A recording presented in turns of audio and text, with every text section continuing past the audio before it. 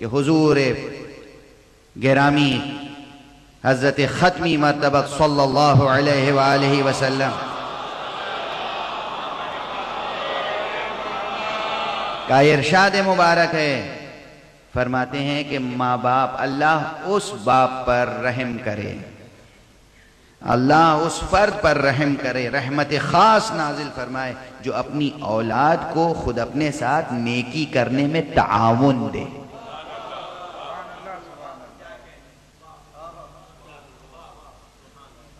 رحم اللہ امرأً اعان ولدہ علی برہ،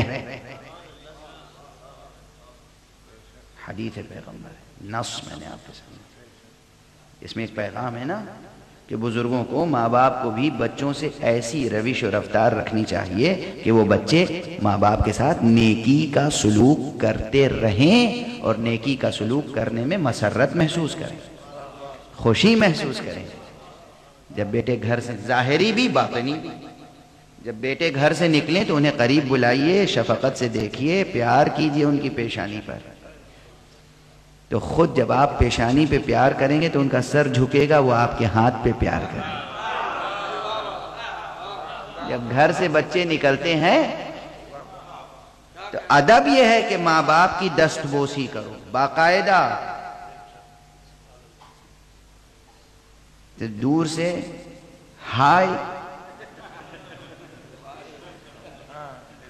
ایسی ہائے پر وائے،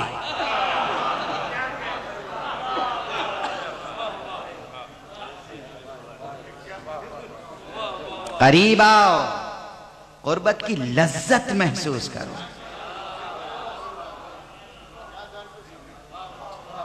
ماں باپ کے قریب جب بچے آتے ہیں تو دونوں کو روحانی قربت کی لذت ملتی ہے۔ جنسی قربت کی لذت الگ ہے، روحانی قربت کی لذت الگ ہے۔ جسے روحانی قربت کہتے ہیں وہ تبھی محسوس ہوتی ہے جب بچے ماں باپ قریب آتے ہیں۔ جتنا فاصلہ کم ہوگا ایک روحانی قربت کا احساس ہوتا ہے۔ اس وقت باپ اور ماں کو چاہیے کہ بچوں کی پیشانی پر بوسہ دیں، چاہے کتنا ہی بڑا ہو چکا ہو، کتنا ہی بڑا ہو چکا ہے، بچہ بچہ رہے گا۔ ماں کے لیے اس کا بچہ بچہ رہے گا، باپ کے لیے اس کا بچہ بچہ رہے گا۔ اور بچوں کو چاہیے کتنے ہی بڑے ہو جائیں، ماں باپ کی دست بوسی، دست بوسی، تب گھر سے نکلیں۔ یہ ادب ہے، اہل بیت نے سکھایا ہے۔ یہ میں چاہتا ہوں ہر گھر میں یہ ادب نظر آئے۔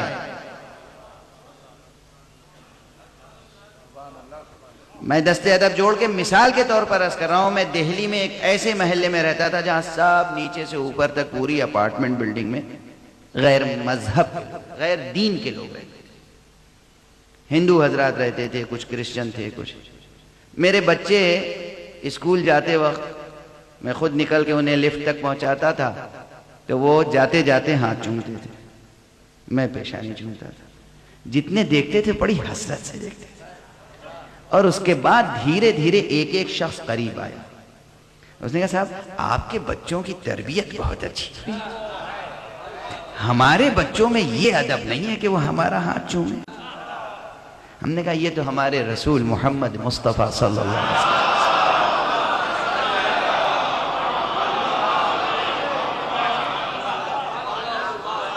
میں نے انہیں کلمہ لا الہ الا اللہ پہلے نہیں پڑھایا، میں نے پہلے کلمہ محمد رسول اللہ نہیں پڑھایا۔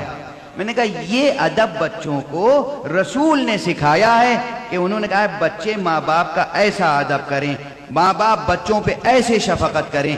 اب اس کے بعد آپ یقین فرمائیں گے کہ یقیناً وہاں سینکڑوں فیملیز تھی، لیکن کئی ایک ایسے آئے کہ جو گھر میں آ کر انہوں نے کہا اسلام پر کوئی کتاب ہے؟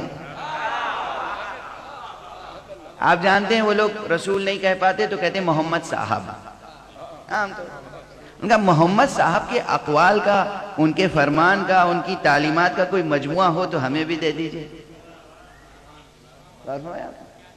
میں نے یہ نہیں کیا کلمہ لا الہ الا اللہ پڑھو، رسول اللہ پڑھو، محمد رسول اللہ کہو۔ ایک چھوٹا سا نمونہ دیکھا انہوں نے اپنی آنکھوں سے جس میں کوئی تصنع نہ تھا۔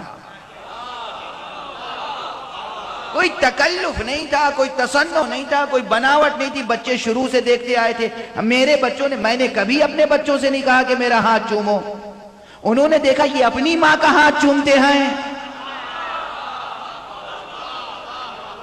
انہوں نے ہمیں دیکھا کہ یہ پاپا اپنے ماں باپ کا ہاتھ چومتے ہیں. انہوں نے ہمارا ہاتھ چومنا شروع کر دیا.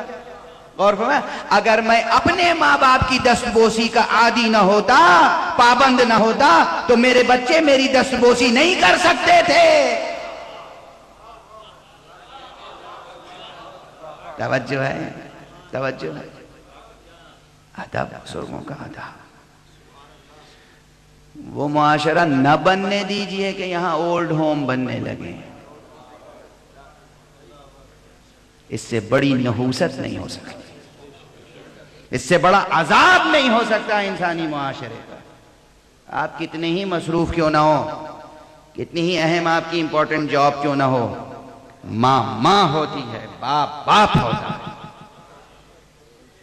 اور یہ یاد رکھیے کہ آج جس نے اپنے باپ کو گھر سے نکالا، وہ پتھر پر لکھ لے کہ کل اس کا بیٹا اسے اپنے گھر سے نکالے گا. ممکن نہیں ہے، ممکن نہیں ہے عزیزو، ممکن نہیں ہے. درس نہیں ہے یہ، صرف یہ حقیقت عرض کر رہا ہوں. اب میں واقعہ عرض کر دوں، واقعہ عرض کر دوں.